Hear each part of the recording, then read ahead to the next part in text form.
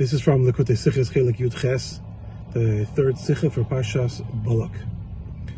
We find in regards to the Likkutei Rebbe, in connection with the Yom Tov of Yud Beis Tammuz, the day that he was freed from his imprisonment, that he was imprisoned on account of activities that he was doing, which many other of his contemporaries and so to speak his colleagues told him that he's not obligated to be Moser Nefesh for these things.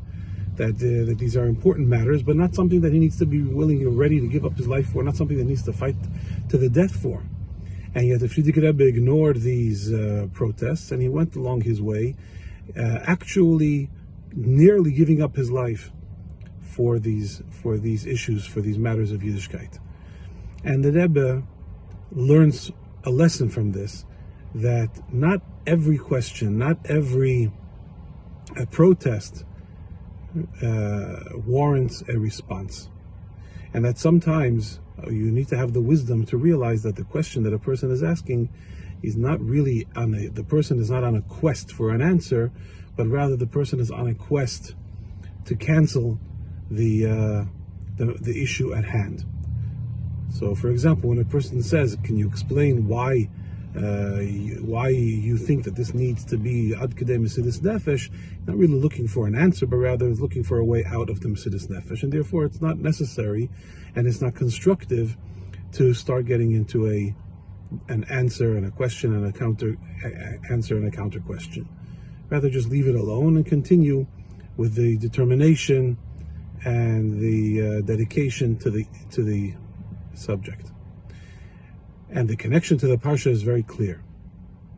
At the end of Parshat Balak, you have the situation where Zimri comes up to Moshe with his Midyanis, and he says to Moshe, "How come I can't have the Midyanis, but you were allowed to marry Tzipora, who's from Midyan? What's the difference?" And we don't find that Moshe answers him. We don't find that Moshe says anything. And even though, as the Rebbe explains, you could explain Zimri's question al pi halacha, and you could explain what Moshe's answer would be al pi halacha, and everything would make sense, and yet Moshe doesn't say anything. Why doesn't Moshe answer him? Why doesn't Moshe defend himself? The answer is, once again, because Zimri wasn't looking for an answer.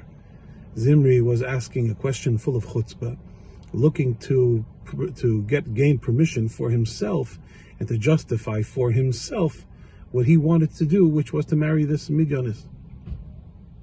So Moshe Rabbeinu knew that the proper response is not an answer, but the proper response is to reiterate once and again the correct behavior and the correct message and what's the right thing to do. A person has a Yetzer Hara. Yetzer Hara comes with all kinds of questions. The Yetzer Hara is never looking for an answer. The Yetzer Hara is not some kind of Talmud Chacham that's looking to get into a Shakal V'Tarya about halacha. The Yetzer Hara is lazy and wants to get out of the mitzvah or wants to do the Aveda. And therefore, it's never a good idea to get into a debate with the Yetzer Hara. And when a question arises that is clearly coming from the Yetzer Hara, instead of racking the brain trying to think of a good answer, its better attitude would be to follow the example of the Likkutei Rebbe, to ignore the question, and to rededicate oneself with even more passion, with even more strength than before, to the mission that needs to be accomplished.